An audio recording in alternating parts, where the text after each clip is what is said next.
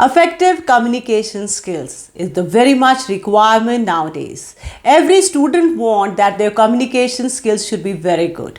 So in this video, I'm going to talk about how to improve your communication skills, and for that, I will be talking about the 7 C's of communication. If you want to improve your oral and written communication, you have to pay attention toward these 7 C's of communication. So let us start the video with it. The very first one is clarity.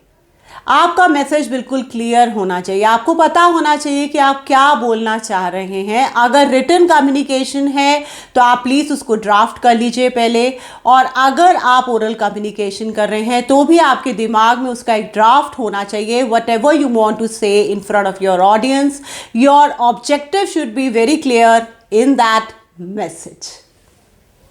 The second important C is completeness. Whatever information you want to give, please give complete. Either you give it through a process or you make points and then clear them one by one, because if the full information will not be with the audience, then they will not be able to take proper decisions and everything will not go in your favor.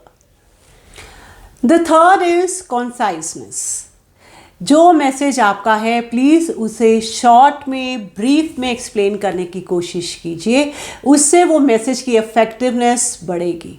Please don't use the word okay in between the sentences, and don't use oh well, definitely, possibly. These type of words will distract your audience from the main objective of your speech or maybe the dialogue.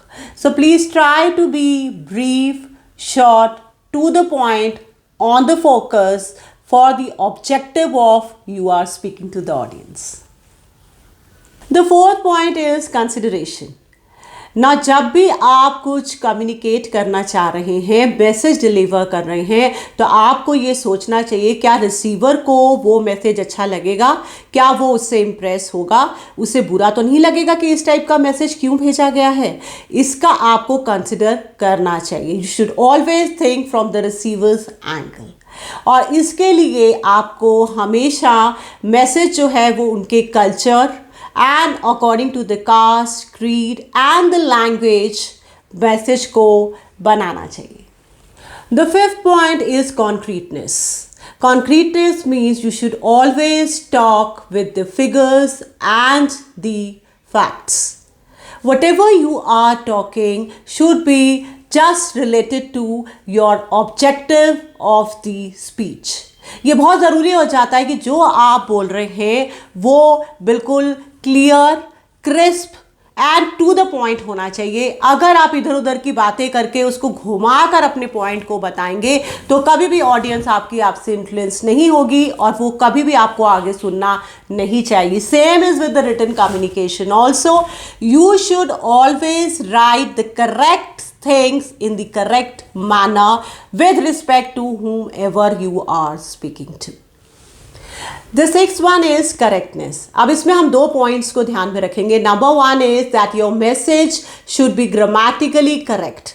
उसमें कोई भी grammatical mistake नहीं होनी चाहिए, whether it is written or oral.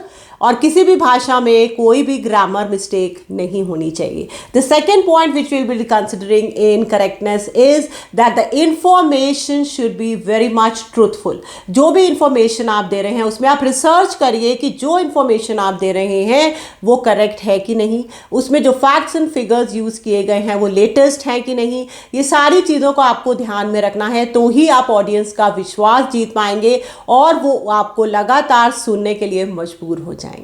The last of the 7 C is courtesy. Your message should be respectful, polite, friendly, and it should be very much related to the audience to whom you are speaking. आपका message हमेशा दूसरों को influence करने वाला होना चाहिए. हर कोई आपसे इम्प्रेस होना चाहिए. इसके लिए आपको हमेशा अपने एंगर को, अपनी इरिटेशन को कंट्रोल में रखना पड़ेगा. I tell you, everybody will be impressed with you. तो आप अगर रिस्पेक्ट करेंगे सबकी, दूसरे भी आपकी ज़रूर रिस्पेक्ट करेंगे और आपकी तारीफ होगी अगर आप ये 7 C's ऑफ कम्युनिकेशन अपने में अडॉप्ट कर लेते हैं. So thank you so much for watching the video. We will be coming next with the next video, and in that I will be talking about more about improvement in communication skills. Thank you so much. Bye bye.